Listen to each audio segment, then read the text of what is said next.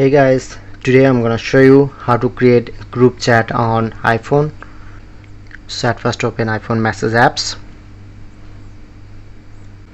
To click on this,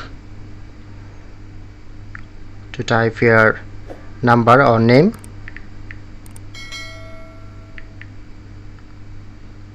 select on, and another minimum 2 number,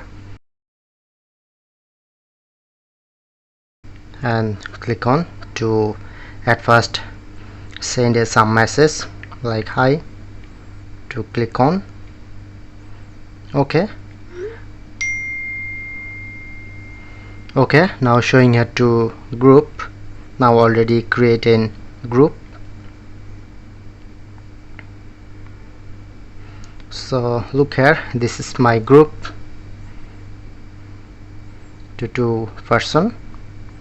Find people, or if you want to add more member.